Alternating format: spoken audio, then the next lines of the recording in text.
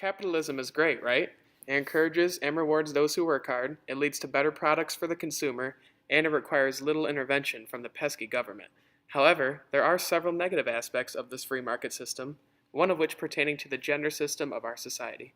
For this video, we will be arguing that capitalism leads to the exploitation and reinforcement of gender roles and norms. To start, let's look at gender. Gender is not biological, it's not who we are, it is something we do. From the second we are born, we are socialized into exhibiting behaviors that a normal boy and a normal girl should exhibit. Boys need to be strong, tough, and dominant, and girls need to be gentle, nice, and submissive. Because this process begins once we enter the world, these practices are viewed as simply biological or natural. To illustrate this point, we can look at our school systems. Even during preschool years, gender norms are reinforced by the school system.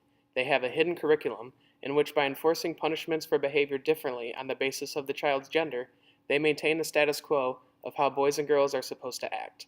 Essentially, despite the very few biological differences between boys and girls, especially at this young age, our school systems treat them completely differently. As a result of this, we internalize these norms and practices, and they influence how we act and behave later in life.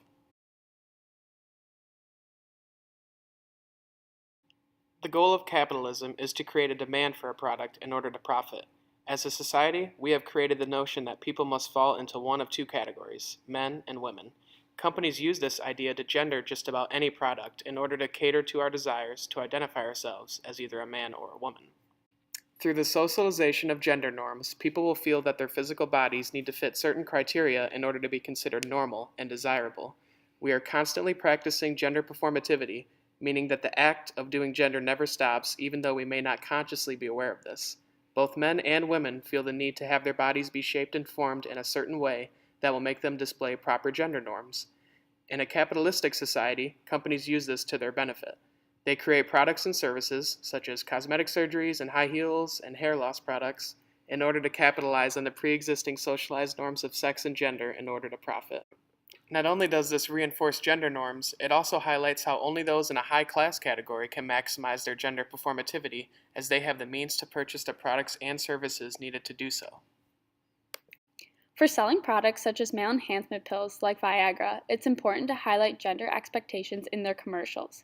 To be properly masculine means to be able to achieve and maintain an erection in order to have intercourse. They accentuate hypermasculine characteristics like building a fire, fishing, boating, and meeting up with a normally attractive woman instead of highlighting failed masculinity. This proves to men that using male enhancement drugs make you a true man, and the only way to be a true man is by purchasing their product. In most modern relationships, women tend to allow men to feel in charge or dominant and let them make the first move. Women believe that men will naturally take control because of the need to feel dominant. However, in reality, men are socialized into initiating courtship. Jewelry companies use this knowledge to exploit the gender roles in relationships by using slogans such as "He went to Jared," "Every kiss begins with K," and "Ring on your finger, necklace on your neck," and "Men on their knees." These slogans suggest that men should be the ones taking the initiative to buy their women jewelry. Men see these commercials and are taught that in order to do proper masculinity, they must be in control of their relationship and keep their women as decorative objects. So in order to keep their partner happy, they must show ownership and buy expensive jewelry. Jocelyn Hollander highlights the socially constructed idea that men are seen as naturally big and strong, whereas women are seen as inherently weak and vulnerable. Since these qualities are seen as natural, men are viewed as the protectors, whereas women are seen as needing protection. However, men are also viewed as the ones threatening women. Home security systems use this essentialist idea of women needing protection to profit. In these commercials, it is always women and children alone in the houses, while a large man is breaking in and there is a man on the phone coming in to save the day. There are little to no commercials showing men needing protection. In summary, capitalism leads to the exploitation and reinforcement of gender roles and norms. So what can we do now? It is important to be a conscious consumer. Every time we consume a gendered product or service, we are reinforcing socially constructed gendered norms and roles. Choosing gender-neutral products or purchasing services that don't exploit gender differences to profit could help to diminish the effects that capitalism has on the social construct of gender.